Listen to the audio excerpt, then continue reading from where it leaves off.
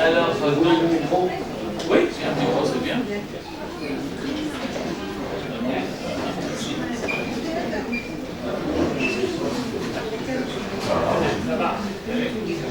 Bien, alors voilà, c'est bien. Le micro est fort, comme ça j'ai pas besoin de hurler, c'est parfait. Donc, comme pour ceux qui étaient présents hier matin, j'avais dit que j'étais exprès habillé en décontracté, sans cravate ni chichi, parce que il s'agit d'un atelier, et qui dit atelier dit n'hésitez pas à poser des questions, à m'arrêter pour que ce soit clair, parce que c'est ça l'avantage d'un atelier par rapport à quelque chose en plénière, à un cours magistral. En même temps, pour l'atelier, c'est un va-et-vient, c'est-à-dire que moi aussi, je vais me permettre de vous poser des questions, ce que je n'en fais pas en plénière, pour voir un peu si on est bon ou pas.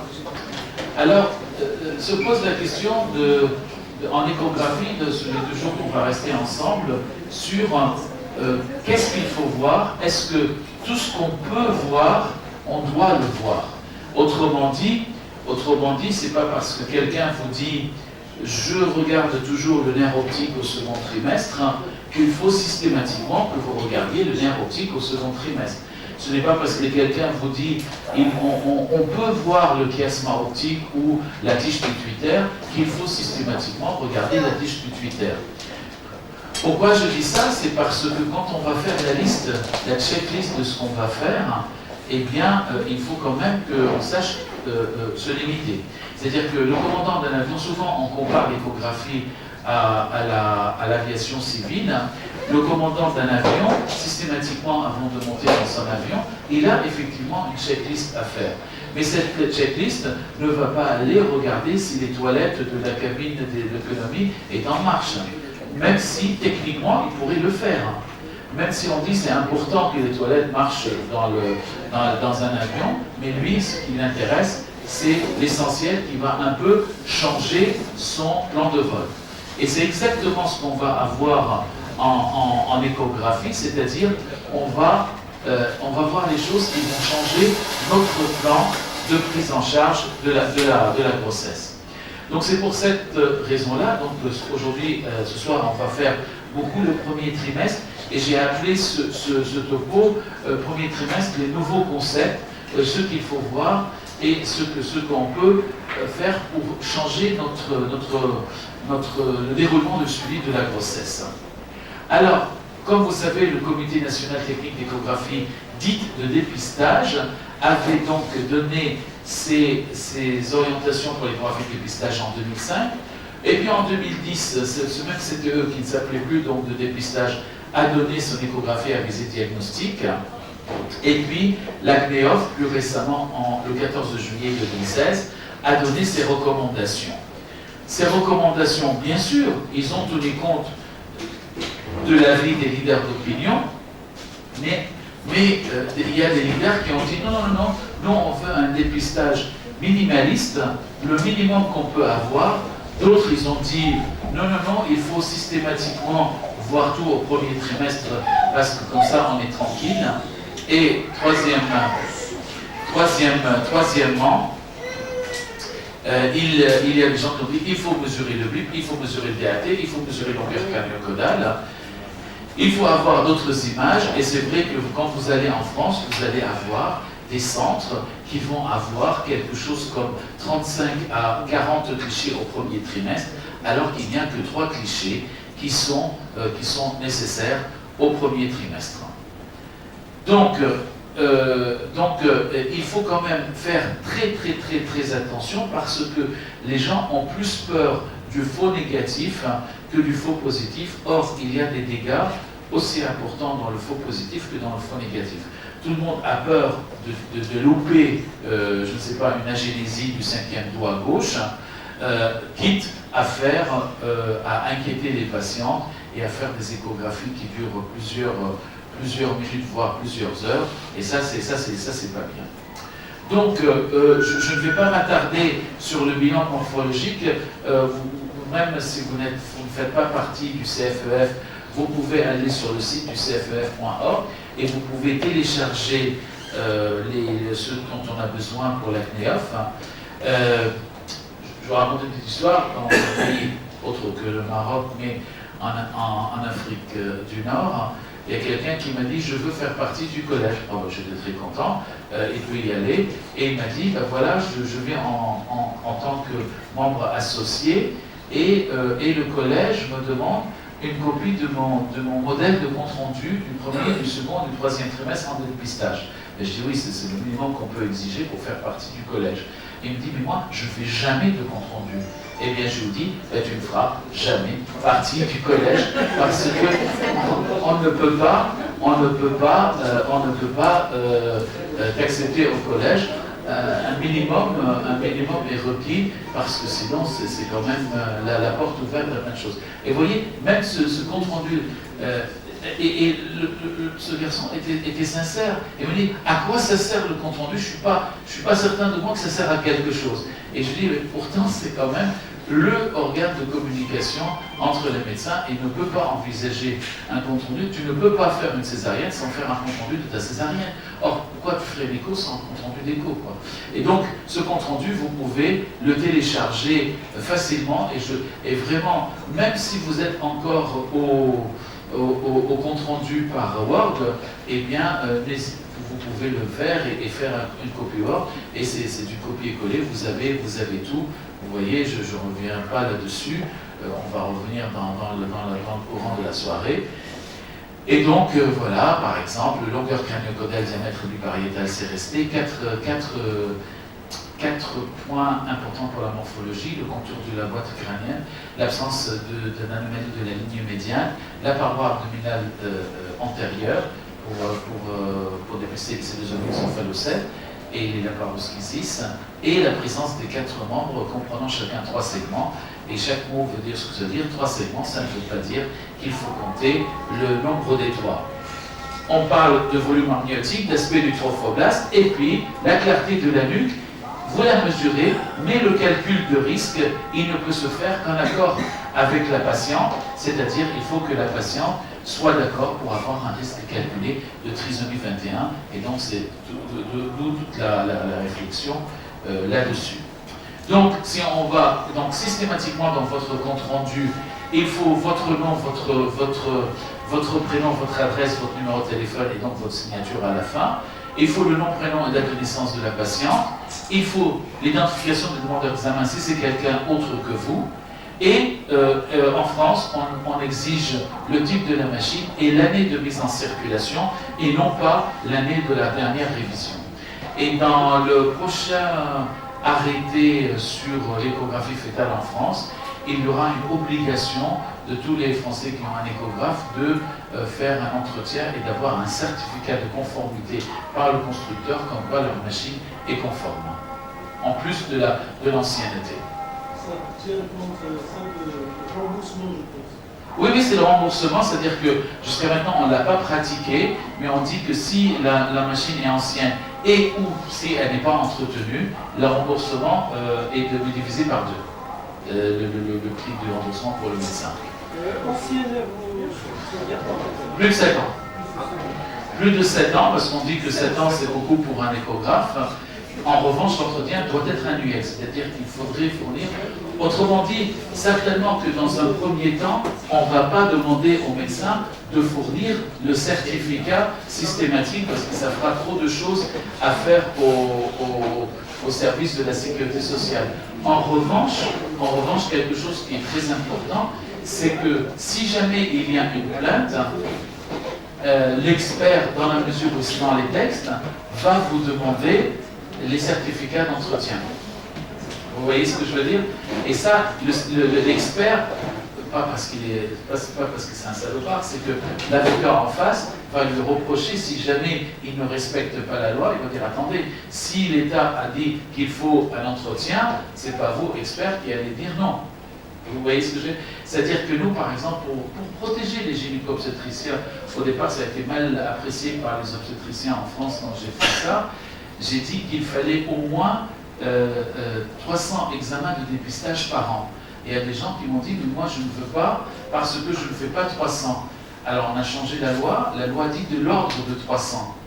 Mais ce n'est pas pour embêter les gens, mais c'est parce que l'expert, quand il va venir vous juger sur une affaire, il a quelquefois des difficultés, notamment avec les anciens, de savoir s'ils ont un diplôme ou pas. C'est-à-dire quelqu'un qui fait de l'échographie depuis 40 ans, on ne va pas lui dire tu vas encore passer un diplôme. Donc l'expert, il faut bien qu'il puisse avoir des éléments de jugement. D'accord? Les éléments du jugement, si le médecin dit je fais plus de 300 échographies de dépistage par an, j'en fais 400, 500, 350, eh bien l'expert peut se baser là-dessus en disant il fait bien ses examens. Vous voyez, et là récemment, il y a une dame qui a porté plainte contre un collègue gynécologue pour non-visualisation de l'amputation de l'avant-bras droit chez le fœtus. La question qui m'a été posée par le tribunal à l'expert, ils ne m'ont pas dit est-ce qu'il y a erreur ou pas erreur. Ils m'ont dit, premièrement, est-ce que le médecin a les qualifications nécessaires pour faire l'écho obstétrical. 2, est-ce qu'il suit une formation médicale continue qui justifie son... 3, est-ce qu'il fait suffisamment d'examens dans l'année. 4, est-ce qu'il a pris le temps pour bien examiner? Est-ce qu'il a fait un compte rendu? C'est-à-dire qu'est-ce qu'il a respecté ce qu'on demande? Et à ces réponses, je pouvais répondre 1, ce médecin avait des diplômes qui lui permettaient de faire des examens échographiques. 2, il était inscrit au collège, il avait fait les EPP, l'évaluation des pratiques professionnelles, et on pourra en parler, parce que moi je pense, il y a des représentants du CNEF, je pense qu'il faut y arriver, ça, les experts sont très sensibles à ça, à cette EPP, à l'évaluation des pratiques professionnelles, on va en parler tout à l'heure si vous voulez.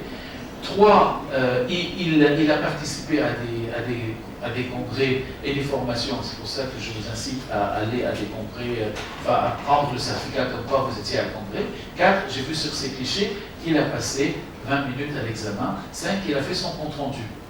Donc je dis, à ce moment-là, j'ai rien à lui reprocher. Certes, il a confondu les deux bras, c'est-à-dire qu'il a pu voir le bras gauche une fois, puis repasser et voir le deuxième bras gauche en disant c'est le bras droit. Donc effectivement, il y a une erreur technique qui, on sait qui est possible, mais en revanche, je ne pouvais pas le charger. Il a été, et puis bien sûr, il avait un matériel qui était bien entretenu, ça va de soi.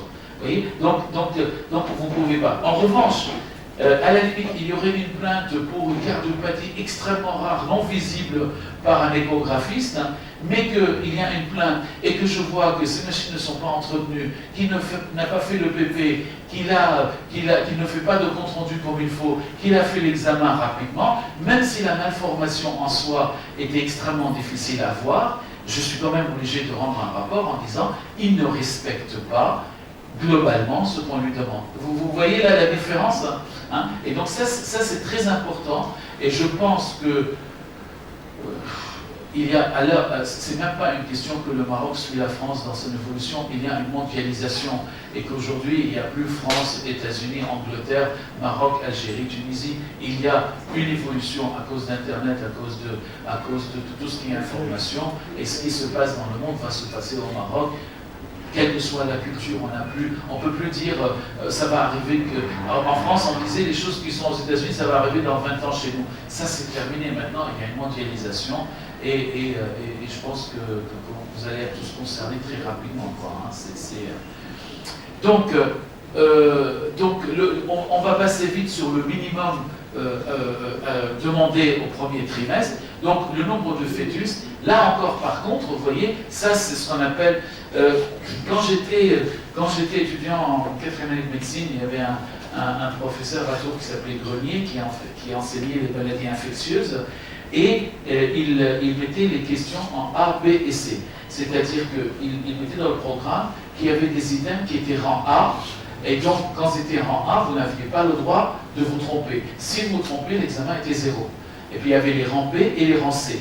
Les rangs A, c'est-à-dire qu'on ne peut pas se passer de cette information. Donc, les jumeaux, c'est un rang A pour moi. On ne peut pas faire une échographie au premier trimestre et ne pas être sûr de dire qu'il s'agit d'une grossesse multiple, bi, tri, quadruple, et de dire la chorionicité et l'immunicité. Ça, c'est une erreur majeure de ne pas le faire.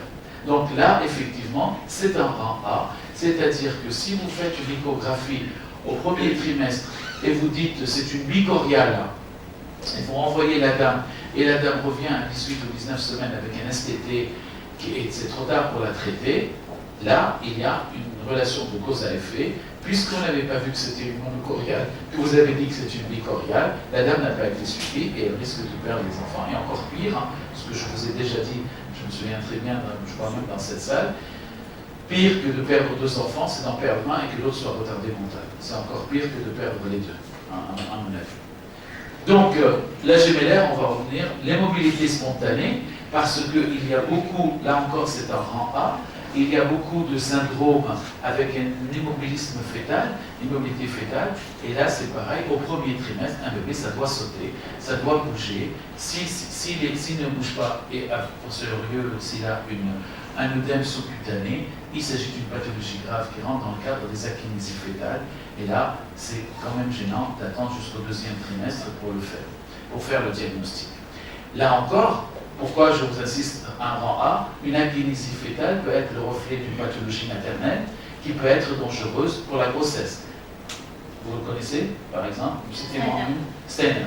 Le Steinert congénital, la maman a un Steinert, si le fœtus a un Steinert congénital, et que souvent les dames, j'en ai une que je vous raconte l'histoire parce que c'était quand même très parlant, une dame à 33 semaines arrive à un hôpital pas loin de Blois, un hôpital de type 1, avec une hydramniose. La gynéco ne demande pas d'avis complémentaire, fait une amniosynthèse, cariotype normal, et la dame revient 15 jours plus tard, à 35 semaines, avec une mort fétale in utero. Donc la dame dit, bon, on fera l'autopsie, la gynéco, c'était une gynéco, on fera l'autopsie, on aura le diagnostic. Sauf que la dame, pendant qu'elle faisait l'effort d'expulsion, a fait un arrêt cardiaque. Elle a été intubée, ventilée, envoyée en réa à Tours, césarienne en urgence sur un fœtus mort parce qu'il fallait réanimer. Elle s'en sort. Elle vient en consultation me voir pour un conseil génétique et elle rentre dans mon cabinet à l'hôpital de Blois et je lui serre la main et je dis malheureusement le diagnostic est fait, c'est un Steinert parce qu'elle vous serre la main, à peine vous serrez. Elle avait une maladie de Steinert qui est méconnue parce que toute sa vie elle n'a pas fait de sport comme beaucoup d'entre nous et elle avait un Steinert congénital. Elle avait un Steinert et le fœtus avait un Steinert congénital et ils ont failli pas seulement. Alors la gynéco n'a pas fait le diagnostic et 2, elle a failli perdre la maman. Donc vous voyez, c'est pas, encore une fois, là si elle avait porté plainte, si le mari avait porté plainte, il gagnait puisqu'elle n'a pas fait le diagnostic. Alors vous allez dire, une gynéco n'a pas à faire un diagnostic de maladie neurologique, alors tout à fait d'accord avec vous. À ce moment-là, il faut quand même faire passer la main. Donc, activité cardiaque, chiffrer la fréquence seulement si elle est inhabituelle. Là, en revanche, ça c'est un B et un C parce que souvent, même dans les troubles de conduction, des troubles machin, l'activité cardiaque est souvent normale au premier trimestre. Soit elle est arrêtée, ça je suis d'accord avec vous, c'est une grossesse arrêtée, soit elle est normale. Il est exceptionnel de voir des bradycardies ou des tachycardies au premier trimestre. Donc ça, je vous l'accorde, c'est juste et puis même, moi je suis contre, avant 11 semaines d'aménorrhée, d'utiliser le Doppler chez les embryons, parce qu'on ne sait pas ce qu'on leur envoie comme chaleur au niveau de leur cœur, et on ne sait pas ce qu'on fait au niveau de leurs oreilles. Donc moi je suis plutôt très réticent à ces gynécos quelquefois qui à 6 semaines d'aménorrhée cette semaine, mettent le Doppler pulsé et font entendre le cœur pendant 1 ou 2 minutes, le cœur du bébé, bien sûr, le cœur du fœtus, je trouve que c'est pas bien. Donc évitez d'utiliser le Doppler avant 11 semaines. Je peux vous montrer un tout petit cliché sur un kyste tout bête, transsonore. Vous mettez du Doppler pulsé dessus et vous voyez comment il y a des modifications de la chaleur avec des vibrations à l'intérieur du kyste. Donc on se dit que si c'est le fœtus qui est à la place de l'embryon, c'est toujours un peu embêtant. Au point de vue biométrie, je les ai mis en rouge, LCC et BIP, et vous verrez dans comment on va avancer. Moi j'aime bien qu'on mesure le DAT en plus. On va avancer, parce que tout ça, vous les avez vus, et toujours une conclusion assez facile avec le jeu d'images qu'il faut absolument montrer. Voilà une copie des images qui sont sur le rapport de la CNEOF de 2016. C'est exactement les mêmes. Moi, j'aurais été encore plus par rapport à la nuque, mais bon, voilà les trois clichés demandés. Voilà les trois clichés, exactement ce qui était demandé. Et ce que j'aime bien sur ce cliché, c'est la nuque, de jeter un coup d'œil très rapide sur la nuque. Et la première chose que je regarde devant une nuque, c'est certainement pas seulement ça, c'est ça, ce que vous voyez, c'est-à-dire le mésencéphale et le télencéphale, qui est vraiment un critère de qualité de la mesure de la nuque. Ça, c'est la première chose. La deuxième chose, la position des curseurs. Quand vous avez ça, alors la longueur crânio-caudale, on va en parler. C'est quand même, ça va, j'en ai parlé hier, ça va orienter beaucoup. Et vous voyez que le diamètre bucco-pariétal, même à 12-13 semaines, vous voyez qu'on arrive bien à voir déjà la cavité septale, on arrive à voir la nuque médiane, les futurs thalamies. On voit un tout petit peu ici la citerne ambiante. Donc vous voyez que même sur ce BIP au premier trimestre, ce n'est pas seulement pour mesurer le diamètre bucco-pariétal, mais c'est bien entendu pour voir les structures intracrâniennes et notamment la ligne médiane. Donc, nombre de fœtus, voilà. Il faut que vous ayez donc absolument un cliché montrant que si c'était une monocoriale ou une bicoriale, c'est extrêmement important. Et dès que vous voyez la grossesse, là c'est une qui a 12 semaines, mais si c'est avant, vous faites le cliché. Et donc, systématiquement, quand vous avez des fœtus, donc quand vous avez des jumeaux, je veux dire, il y a minimum 7 clichés à présenter, 3 pour le fœtus A, 3 pour le fœtus B, et bien sûr, un cliché qui témoigne de la chorionicité et de la myocité de cette grossesse. Vous voyez, je vous montre toujours cette image parce qu'elle m'avait beaucoup passionné. C'était une dame qui était suivie pour stérilité. Je voulais la déclencher le 23 décembre au soir. Elle m'a dit, mais docteur Andette, je vais chez ma belle famille, on dort chez eux, je ne peux pas avoir un rapport le 27 décembre au matin, c'est Noël. Alors j'avais donné du cétrotide et on avait repoussé de 24 heures le déclenchement. Ils ont eu un rapport le 26 au matin, j'avais vu qu'il y avait 2 follicules chez cette dame. Ils ont eu un rapport le 26 au matin en ouvrant la douche à fond et en ayant le rapport dans la salle de bain. Vous voyez, c'était très charmant. Et j'ai vu la première fois écho transabdominal 2 sacs, j'ai dit bah, c'est bien, et écho endovaginal, et il y a bien 2 sacs, mais un des 2 sacs a 2 autres sacs amniotiques. C'était une grossesse triple, bicoriale, triamniotique. Et quelques semaines après, voilà, vous avez là tout seul et vous avez les 2 ici. Donc là, on a changé d'orientation, si vous voulez, la prise en charge, et bien sûr, va être extrêmement différente dans cette situation-là. Pour une primigeste, c'était une primigeste. Donc, la mobilité spontanée, vous voyez, là, le bébé, il bouge beaucoup, il faut qu'il y ait une mobilité extrêmement importante. Encore une fois, l'activité cardiaque, pour moi, c'est moins important du moment où vous le voyez. Moi, systématiquement, je la mesure. Alors, c'est dans le suivi que je veux dire ça. Je la mesure, mais pour rendre l'outil à l'agréable, je la mesure sur une coupe de cavité. Je vais vous montrer ça. Sur une coupe de cavité, excusez-moi, en mettant la fenêtre Doppler sur la tricuspide, sur la valve tricuspide, et en ayant ce fameux M de la valve tricuspide que je vais vous montrer. Et comme ça, certes, je respecte le CTE et la CNEOF en mettant l'activité cardiaque, mais surtout, je recherche s'il n'y a pas une insuffisance tricuspide qui, elle, va vous orienter sur une anomalie chromosomique et une cardiopathie. Donc, vous voyez, je joins l'utile à l'agréable, je rajoute l'activité cardiaque sur la tricuspide, mais je vous dirai ça tout à l'heure. Donc, la longueur crânio-caudale doit être mesurée entre 11 semaines et 13 semaines plus 6 jours, autrement dit entre 45 et 84 mm de longueur crânio-caudale. selon la courbe de Robinson que vous voyez ici. Mais cette courbe de Robinson, et vous m'avez entendu hier, va changer puisque nous allons passer à la courbe intergrosse. Elle est assez proche de celle de Robinson, mais il y a des tout petits changements. Mais je pense que celle d'intergrosse est meilleure. Je ne l'ai pas là, mais je crois que je l'ai quelque part. Le cliché de Robinson qui a été montré pour la LCC, quand vous le voyez, vous tombez dans les pommes parce que c'était en 81 ou 82, ça n'avait rien à voir avec ce qu'on fait maintenant. Donc c'est logique qu'aujourd'hui on change le type de calcul. Vous savez ce que c'est comme tableau, ça? Personne ne sait? C'est Salvatore Dali. Vous pouvez voir, c'est Salvatore Dali. C'est le temps qui passe. C'est un des tableaux de Dali. Ah oui, il est au Prado. Il est au Prado. Alors, maintenant, vous allez me dire, mais pourquoi on va changer les courbes, etc.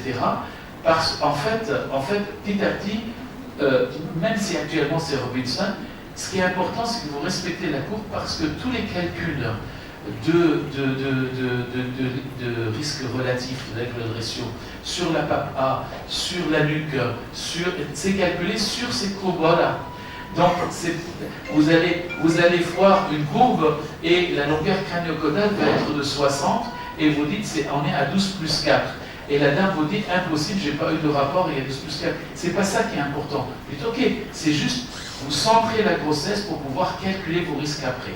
Ce n'est pas un papier en disant à la dame, vous avez eu un rapport le 21 mai à 14h30 l'après-midi. C'est pas du tout ça. C'est vraiment pour centrer pour vos calculs de risque. Donc il faut vraiment expliquer ça aux gens, que ce n'est pas pour l'embêter et lui dire non, vous avez eu un rapport un autre jour que celui-là, mais c'est plutôt pour calculer vos risques après. Donc la longueur crânio-caudale, je ne vais pas encore passer du temps là-dessus, vous savez tous, mais encore une fois, et la chose qui m'intéresse le plus, c'est le contrôle qualité. Il faut absolument que quand vous critiquez une longueur crânio-caudale, il faut que le fœtus soit bien vu, qu'il occupe, que l'image occupe plus de 2/3 de l'écran, et que la longueur crânio-caudale, vous allez soit mesurer de bout en bout sur ce fœtus qui est en position de repos, que sur ce cliché-là, vous ne voyez pas le fémur ni droit ni gauche, vous ne voyez pas l'humérus, parce que je suis en coupe purement sagittale, donc coupe médiane, et coupe médiane, on va voir le bourgeon génital, on va voir les opropes du nez, on va voir ici le maxillaire, et on ne va pas voir les yeux, et on voit même pas, et regardez, entre le nez et le maxillaire, il n'y a rien, c'est-à-dire qu'il n'y a pas de zygomatique. Les zygomatiques sont ici et là, donc si je coupe là, je ne verrai pas le zygomatique. Donc vous voyez, les gens qui vous montrent un SCC avec le zygomatique, c'est-à-dire obligatoirement, ils sont en parasagittal. Et donc le caliper ortho, et donc comme je vous ai déjà montré, le plus facile, c'est que quand vous tracez cette ligne ortho, d'ici jusque-là, eh bien, l'espace sous-mentonnier va être derrière votre ligne et le maxillaire devant votre ligne de mesure de la LCC. Ça, c'est quelque chose de rapide à faire. Hein. Et vous voyez, si je mesure comme ça, voilà, là, vous voyez, j'ai le maxillaire en avant et l'espace sous-mentonnier en arrière de ma ligne. D'accord? Là-dessus, vous voyez que j'ai et le maxillaire et le menton en avant de ma ligne. Le bébé est trop en hyperextension. En celui-là, j'ai et l'espace sous-mentonnier et le maxillaire en arrière de mon image, il est trop fléchi. Dans un cas, on augmente la SCC, dans l'autre, on va la diminuer. D'accord? Donc, voilà des LCC. Regardez, à chaque fois, on n'a pas le zygomatique qui est ici, on a bien les opropes du nez qui sont différentes du maxillaire. Encore une fois, beaucoup de gens vous diront, moi je fais systématiquement l'échographie endovaginale, je ne fais pas de transabdominale, c'est une bêtise. la voie panse abdominale reste la voie de choix pour le premier trimestre, et pour les autres trimestres aussi.